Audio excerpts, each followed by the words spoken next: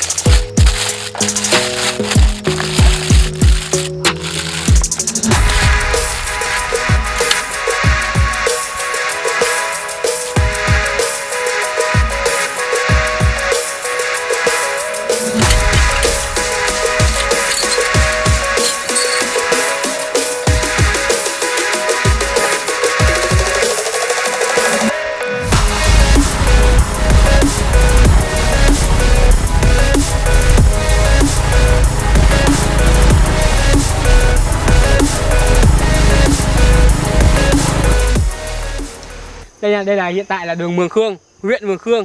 Tức là mình từ thành phố Lào Cai mình đi lên đấy. Là tuyến đường này đã được nhà nước sửa sang nhá, là rất chia đẹp. Mọi người có thể tham quan em. Thì đó mình có vài shot quay cho mọi người xem. Đường xá anh Tinh là ở trên tuyến đường này đã được sửa xong hết rồi nhá.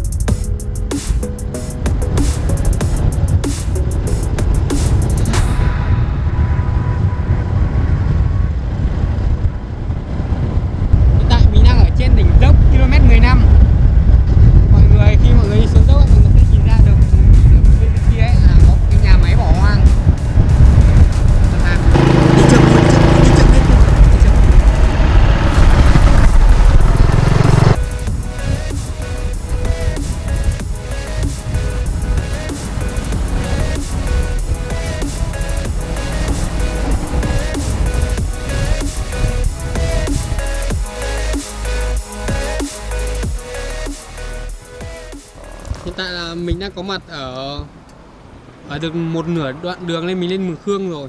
Đây là đoạn này là có view, đường này có view đồi thông rất chia đẹp nha mọi người xem.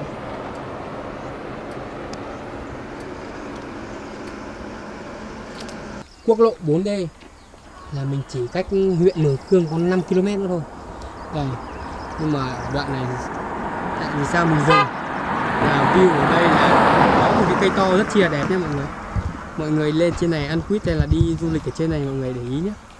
Ở cái đoạn cung đường này là có view một cái cây to rất chia đẹp. Cây này nói chung là cây cổ thụ rồi. Đây là hai bạn mình đi quay cùng mình. Hai bạn đã dừng xong rồi mấy anh em quay phim chụp ảnh. Đây cho mọi người xem xa đoạn này nhé. Xin chào mọi người nhá. Hiện tại là ba anh em mình đã đến chân đồi vườn quýt của huyện Mường Khương rồi. Sáng đi từ thành phố lên đây ấy, đói quá. Lúc mình đi là 9 giờ sáng. Đến thời điểm hiện tại là mấy giờ đây? Là 1 giờ chiều rồi. Đã đói quá. Hôm nay mình xin phép mời mọi người cùng thưởng thức món thịt ốp bô của ba anh em mình nhá. Ok, đây. Ngọc Anh với Kiên em này đi. Đây, món thịt ốp bô của anh em mình đây. Tên. Từ đây. Thịt ốp bô là cái quãng đường anh em mình lên đấy là bao nhiêu cây số nhỉ? Mình từ dưới kia lên đây là bao nhiêu cây số nhỉ? 60 cây. 5-60 cây à? Đây. Kiên từ Kiên này. Từ. Đấy, Kiên mở đi, Kiên mở ra đi. Ngon quá nhờ. Kiên để gọn rác mà không tí nữa anh em vứt đây. Cứ để dưới đất này chả sao mà. Ôi hình như nó cháy hết rồi. Ui rồi. Thịt bóng đêm rồi.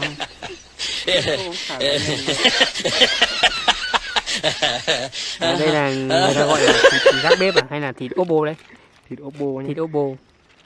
Mời Suất này ăn bao tiền nhỉ? Suất này hôm nay mình mua bao tiền nhỉ? mời bạn thưởng thức. Ô bên này ngon này. Ô rơi miếng kìa. Cái nơi rơi rồi, đây nha mọi người có nhìn thấy không? Đây là thịt nhá. Ôi trời ơi kìa, đây là thịt ốp bô nhá. Ôi miếng bên này. Cẩn thận rơi nhá Kiên ơi. Đây mọi người xem. Mọi người mà đi xa mà đi những nơi mà đi tour ấy, mọi người chuẩn bị từ sáng nhà đi là có thịt lợn nướng ngon, siêu ngon ở đây, mọi người xem miếng thịt này. Đầu tiên Kiên giữ im đi để cho mọi người xem. Đây nha, đây là cái thớ thịt hôm nay mình quay lúc đầu tiên là mình quay cho mọi người ấy. Là thịt nó rất chi là trắng nhá. Bây giờ anh em mình thịt nướng bô xong là nó được cái màu như này. Mọi người thấy ngon không? Đây nhá, nướng bô. Bô này mình nướng đây, vẫn còn vết mỡ linh ta linh tinh này. Đấy. Này, còn đây là thịt. Mình sẽ ăn kèm cái gì nhỉ? Ngọc Anh lấy bánh mì ra đi. Anh em mình sẽ ăn kèm bánh mì nhá. Đây. Bánh mì không. Rồi với nước. Bánh mì không của đặc rồi. Bây giờ là ba anh em mình sẽ ăn ở vỉa hè đúng không? Anh em mình ăn ở vỉa hè. Đây là người ta gọi là vỉa hè hay là gì đấy? Hè Chư Bà. Vỉa hè ở trên ấy. Đây còn đây là cái miếng thịt này.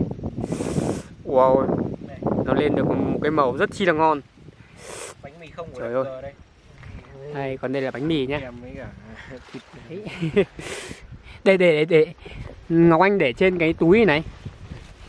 Đấy xong là mấy anh em gì cần rồi đấy. Ôi nhưng mà hình như anh nhà mình quên mang dao đi rồi. xé đi. Rồi đây là miếng thịt nạc này. Ăn cho nó tự Ăn đi. Kiên với Ngọc Anh ăn đi.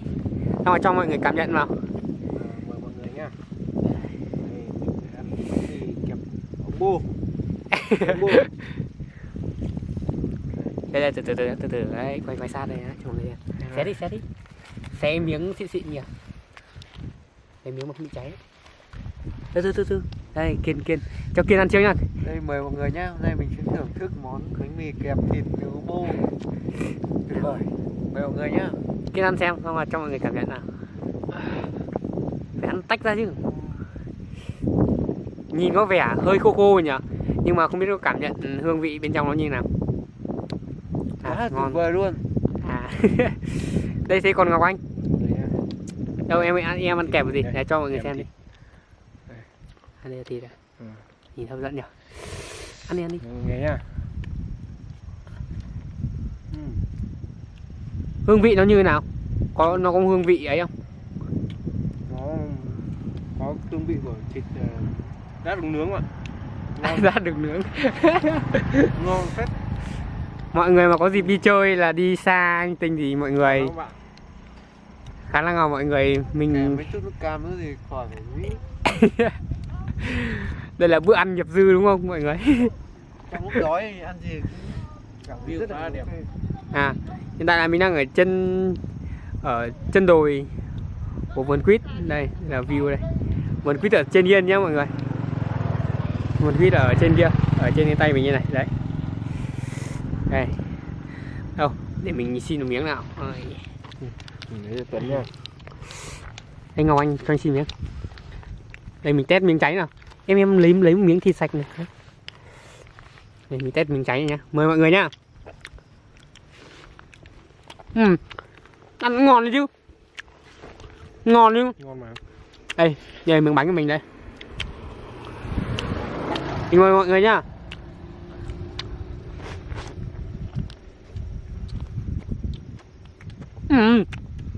Ngon vãi. Tưởng không ngon, anh ngờ lại ngon không tưởng. Kiên, cảm nhận như nào cho mọi người xem, xin cảm nhận đi. Phải nói là thịt nướng bô một nắng này không còn gì để nói. Mình không biết nói gì luôn. Trời ở trên này còn mát hiu hiu ấy nhỉ.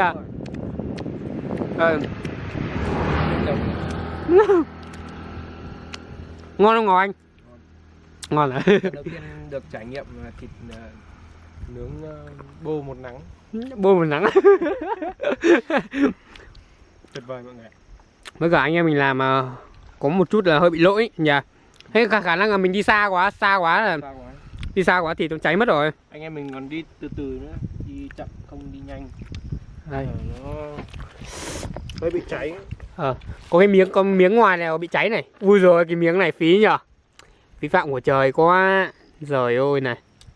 Đen xì hết ra. Thứ hai rồi mọi người. Đây mọi người xem cái thịt mỡ này với cả cái bì. Đây cái miếng này ngon này. Đấy. Ngọc Anh ăn không miếng đấy đi. Không. Đấy. Em gửi cái đen này ra. Đây. Quay sát nào. Đây ăn cầm rồi không? Đấy rồi ôi nào. Ăn đi xong cho ăn cái miếng thịt cháy này trước nhá. Cho mọi người làm nhé. Ngon mà. Ngon đúng không? Mọi người. Nó không bị cháy đâu. Thịt nó vẫn còn ngọt. Ăn ngon phết. Hay là khả năng anh em mình nhịn sáng từ lúc sáng bây giờ cho nên là chắc ăn cái gì cũng ngon. Chắc lấy một phần nữa. Có khả năng cao như vậy. Nhưng mà mình đánh giá cao miếng thịt cháy này nhá. Ngon phết. Đây. Em giữ im đây. Thịt cháy à. Đấy. Ăn lại cho mọi người nhá. Thịt đến. Cái thịt đấy là không đến nỗi là cháy đâu. Mà nó chỉ là bị, mọi người nhìn xem cái màu thịt này, nó chỉ bị là hơi quá cháy một tẹo thôi. Nhưng mà ăn vẫn ăn được. Mình gẩy cái đen xì ra là cái lớp thịt nó ăn vẫn ngon lắm nhá. Đây này. Trời ơi nhìn hấp dẫn mãi. Đây mọi người nhìn mình ăn nha. Đây từ từ ăn từ Kiên giữ im đi cho quay cho mọi người xem.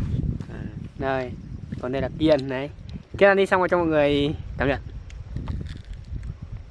Giòn nhỉ.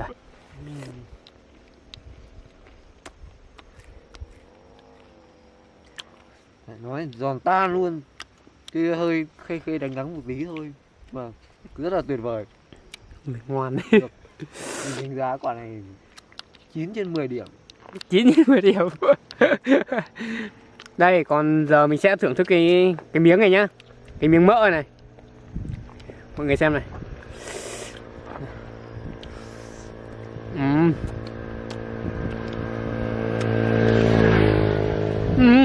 Ngon lắm. Ăn nó còn ngọt cơ. Đúng rồi, ngon mà. Ngon phết mọi người. Nhìn không ngon mà ngon không tưởng. Thì ra chỗ cháy thì vẫn ăn được nhá. Hơi đắng gì.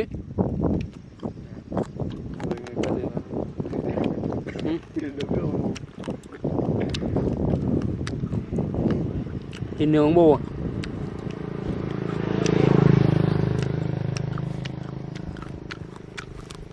Ngon. Bữa ăn dân dã của anh. Đây còn miếng này. Hai em ăn nốt đi. Cái miếng cái cháy quá thôi mình để ạ. Còn nó. Đây còn miếng thịt mỡ này. Cái miếng này mình không đi. Miếng nạc. Miếng mỡ này mọi người.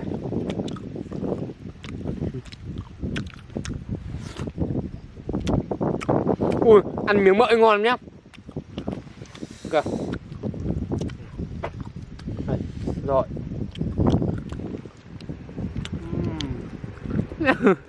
Ngon đâu. Ngon nhỉ. Nhìn hấp dẫn mãi. Còn ăn kèm với bánh mì nữa. Mình ăn lại ổ cái bánh mì á. Có dịp mọi người mà đi xa, đi tour anh Tinh gì ấy, mọi người nên thử làm món thịt gì đây? Thịt ốp ống bô à? Thịt ốp ống bô. Không, mọi người ăn thử xem nhé, ngon lắm. Xong rồi đi uống một kèm với nước cam nữa này. Ui giời, hết sảy. Mời mọi người nhá.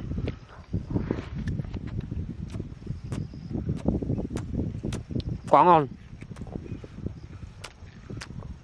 Đây là bữa ăn lề đường à? Bữa ăn bờ bụi. Đây là bữa ăn lề đường. Và mình làm hấp nước ngọt nữa.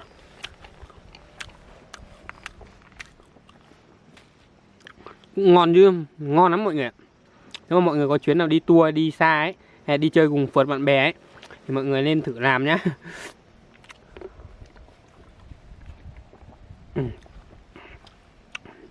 Nước cam bùi bùi thanh thanh nữa.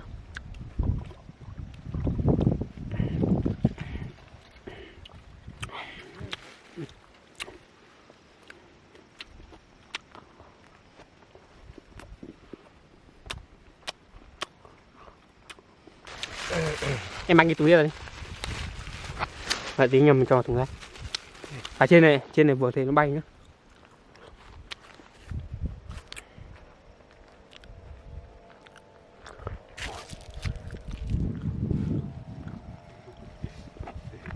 Đây. Kiên nha, nhìn bạn này sống phải có ý thức, bạn hiểu không? Đấy. Ăn xong mình bày ra được ấy, Mình có vứt ý thức mà ra. mình ăn hết mình không. Đừng, cái này uống được. Đấy, nhìn nó trông nhẹo nhẹo thôi nhưng mà đôi khi cũng hơi bị lag một tí. Định vứt luôn chai nước cam bây giờ còn chưa uống. Ăn hết cả vỏ. Xin chào các bạn nhá. Qua vừa rồi thì ba anh nhà mình đánh chén no say rồi. Thì là mình tiếp tục sẽ đi tham quan vườn quýt ở trên huyện Mường Khương, tỉnh Lào Cai. Vườn quýt Lù Chải. Đây, là vườn quýt này quả hành trình là đã nở rộ và chín màu vàng đỏ ửng hết rồi. Và mình đã ăn thử rồi, ăn cũng ngọt lắm. Và mọi người đến vườn quýt đấy, mọi người chỉ mất phí là một phí nhỏ thôi, là chỉ có 20 cành thôi. Là mọi người có thể vào tham quan vườn và tìm ra những quả quýt ngon ngọt nhất, là mọi người được trực tiếp chính tay mọi người được trực tiếp vặt nó xuống và ăn. Bây giờ mình sẽ mời mọi người đi vào trong này tham quan cùng mình nhá. Bên dưới khung cảnh đây là một cái ao nhá, còn trên này là mọi người không biết là sự vẻ đẹp của nó. Trên đỉnh đồi trên kia là những cây quýt con nhá, còn phía dưới này là những quả quýt thành ăn rồi, nó chín rồi. Mọi người xem. Đây là diện tích của cái vườn này. Rất chi là sai quả nhé. Vừa mình hỏi được cô ấy thì cô ấy bảo là một cây có thể cho năng suất quả là trên 1 tạ nhé, từ 1 tạ đến là 1 tạ rưỡi. Năm nào mà chăm tốt ấy thì có thể là dao động từ 2 tạ quả nha mọi người, một cây trên một cây thôi. Thì mọi người thử tính giúp mình xem nào, là 2.000 gốc trong một cái vườn này thì là nhân với 1 tạ đi là 2.000 tạ đúng không? Hay là 20.000 tạ nhỉ? Thì đây là vườn quýt nữa. Đây. Rất chi là sai. Cô ơi, cô cháu hỏi tẹo. Cái vườn quýt nhà mình đây là cô trồng mấy năm rồi? Cái cây to đấy nhỉ? 9 năm rồi cháu ạ. 9 năm rồi ạ? Vâng. 9 năm, thế quay về thời xưa chắc là 2010 mấy đấy mọi người ạ. Vâng. Quýt đây nếu mà thường nếu mà quýt ra hoa với cả đậu quả này từ tháng mấy cô? Nhưng mà ra hoa tháng 2 ra hoa. Tháng 2 á? Vâng. Đậu quả thì tháng 6 mới có quả. Tức là từ bắt đầu tháng 2 là ăn Tết xong ấy mọi người. Vâng. Ăn Tết xong là tháng 2 bắt đầu cây quýt sẽ ra hoa và đậu quả thì phải chờ đến tháng 10 cơ. Vâng. Chờ đến tháng 10 sẽ ra hoa kết quả. Và hiện tại như bây giờ là đang là tháng 11 rồi. Tháng 1 là quýt đã chín rồi nha mọi người. Đây quả quýt đây.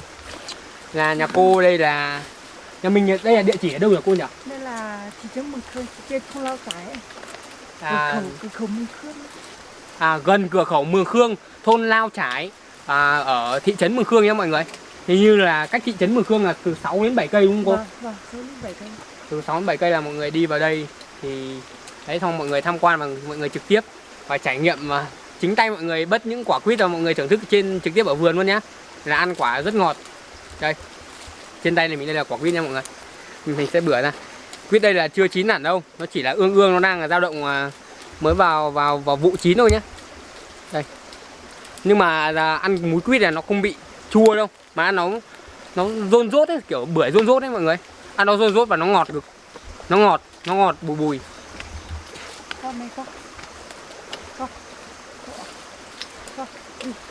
Nếu mà cây sai này, nếu mà thường cái này thì chắc là một cây để đậu được mấy chục cân cô? Nhiều. Nhưng mà hơn tạ một cây. Hơn tạ một cây ạ? Ui nhiều nhỉ. Cái quýt này thì chắc như là được 4 quả là một cân đúng không cô? Bởi vì là cô trồng nhiều vườn nhưng mà không chăm sóc được. Nhưng mà chăm sóc được thì có cây thì có 2 tạ. Có cây 2 tạ? Vâng, 2 tạ. Vâng. Cái quýt ở trên mình đây là nếu mà mình vào tận vườn ăn với cả mọi người khách du lịch mà đến đây ấy, thì là bao tiền một đấy nhỉ? Bao tiền một cân ạ? Nhưng mà 20.000 một cân đó. Quả to thì 25. Quả to thì 25. Quả vừa thì 20. Tức là size to nhất là mọi người là 25.000 trên 1 cân. Còn mà size bình thường ấy, quả quýt bình thường ấy thì chỉ có 20.000 thôi. Thế cô cháu thì hỏi thêm đúng một câu nữa rồi là gì nhỉ? Nếu mà mình trồng và chăm sóc cây như này thì cô một năm cô tốn chi phí bao nhiêu tiền phân đạm linh tinh, nhiều công không cô? Nhiều lắm của cháu ạ. Nhiều Một lắm. năm bón phân cái vườn này đi 60 triệu. Cả phân cả bón cả người công ấy. À, mình là thuê cả người công nữa. Vâng. Nếu mà 60 triệu thì cái diện tích nhà cô trồng đây là bao nhiêu nhỉ? Mấy hecta? Nhưng mà cô Mấy đồi, tầm mấy đồi? Nếu mà thường này là mấy đồi ạ? chỉ hơn 2.000 cây nhưng mà không biết là được bao nhiêu. Hơn chưa 2.000 đôi. 2.000 cây đúng không? 2.000 gốc. Thì là mỗi gốc sẽ là khoảng cách của mỗi gốc là 5 mét đúng không? Cô. chắc tầm. tí, 1,5 mét. Theo mình xem mọi mình xem nhà cô đây khả năng là rơi vào tầm 1,5 đến 2 hecta mọi người. Khá là cao, nhiều. Cho nên là một năm mà hết 60 triệu tiền phân mà. Vâng. Đây. Có gì thì mời mọi người lên nhà cô trải nghiệm quýt nhá. Xin cảm ơn.